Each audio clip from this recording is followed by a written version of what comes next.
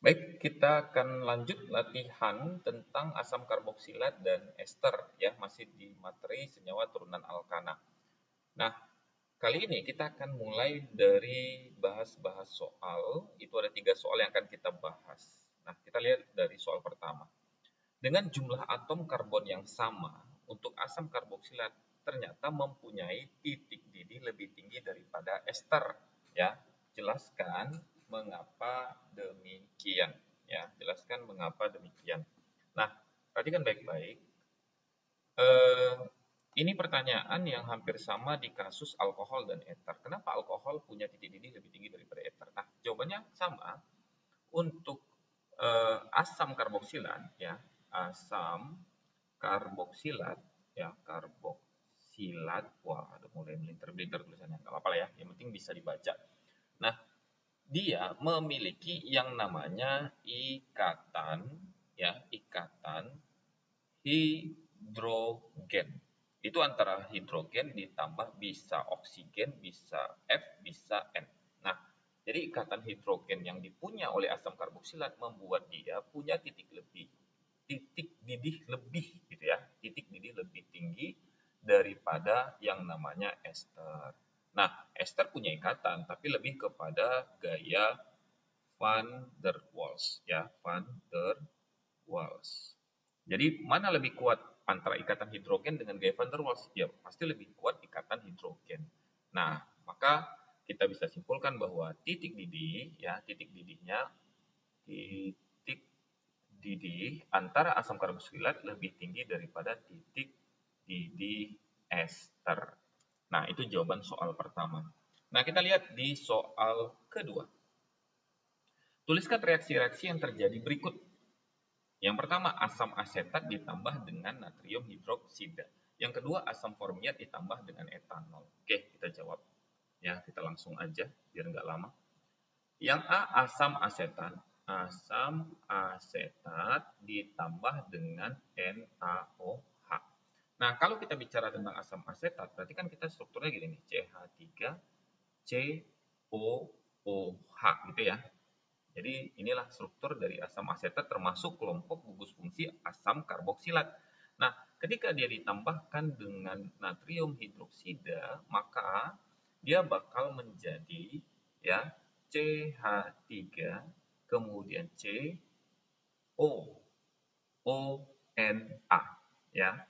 COONA ditambah dengan yang namanya H2O. Nah, jadi konsepnya gini, ini putus nih, ya. Maka Na-nya ini lepas satu. Kan konsep asam karboksilat atau asam asetat itu adalah melepaskan H+. Nah, keluar. Berarti si Na-nya akan menyerang ke sini dan H ini akan berikatan nanti dengan OH yang terpisah. Maka jadinya adalah H2O. Nah, ini adalah jawaban yang pertama. Yang kedua, asam formiat ditambah dengan etanol. Jadi kalau kita ingat kembali, asam formiat berarti punya C sama dengan 1 ditambah dengan etanol. Asam formiat itu asam yang digunakan untuk penggumpalan lateks karet gitu ya. Juga terdapat pada semut ya, pada gigitan semut. Nah, maka kalau kita gambarkan, ini kan H kemudian C O OH gitu ya, ditambah dengan C2H5OH. Nah, maka produknya akan jadi H kemudian COOC ya, strip C2H5. Nah, proses ini dinamakan adalah esterifikasi. Jadi ketika asam karboksilat ditambah dengan alkohol, maka dia akan punya produk dengan gugus fungsi ester ya, dengan gugus fungsi ester. Nah, ini dia gugus fungsi esternya. Oke, paham ya? Nah, ini untuk soal jawaban yang A dan B. Sekarang kita akan lihat di soal ketiga. Nah, ini seringkali keluar dan dipertanyakan ya. Tapi ada kendala sih sebenarnya. Ya syukurnya karena kebetulan membahas tentang materi ini. Kalau tidak, kita juga bingung ini reaksi apa gitu kan. Nah, kita langsung jawab aja. Ya, kita jawab. Nah, untuk bagian yang senyawa A itu sebenarnya adalah alkohol primer. Jadi A itu alkohol primer ya, primer itu ditambah dengan O2 bakal, berarti dioksidasi, bakal menjadi suatu aldehida, ya. Nah, jadi yang B tadi, hasil produknya tadi, berarti kan aldehida itu ketika ditambahkan dengan tolens, ya, Ag2O, maka akan muncul yang produknya adalah punya gugus fungsi asam karboksilat. Masih ingat ya? Alkohol primer menjadi aldehid jika dioksidasi, kemudian aldehid dioksidasi menjadi asam karboksilat. Nah, kalau di alkohol sekunder, produknya adalah keton. Oke. Nah, kalau misalkan yang senyawa C tadi, berarti kan asam karboksilat itu ditambah dengan senyawa A, berarti kan alkohol primer tadi, ya, maka dia bakal peristiwanya disebut dengan esterifikasi menjadi senyawa ester plus dengan yang namanya air. Jadi yang A tadi adalah alkohol primer, ini A.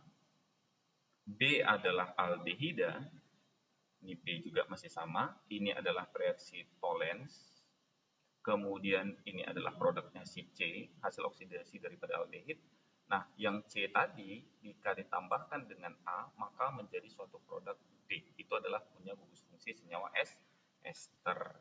Nah, jadi harus ingat ya, kalau alkohol primer berarti OH-nya nempel di C yang pegang satu C lainnya. Ini ada OH-nya. Kalau aldehid berarti strip C rangkap 2O, di sini ada H-nya. Kalau dia asam karboksilat berarti strip C rangkap 2O, di sini OH. Kalau dia ester berarti apa? Strip C rangkap 2O, ini O strip C. Nah, ini adalah beberapa gugus fungsi yang harus kamu hafal kembali tentang pola-polanya. Baik, itu adalah soal terakhir dari sifat, reaksi, serta kegunaannya. Ya, jadi banyak-banyak baca buku, banyak-banyak baca literasi yang lain, ya. Kamu bisa lihat juga video materi tentang materi ini ada di YouTube Kepipuan 27, ya. Jangan lupa untuk subscribe, like, share, dan komen tentang materi yang kita pelajari, dan jangan lupa di subscribe. Oke, terima kasih.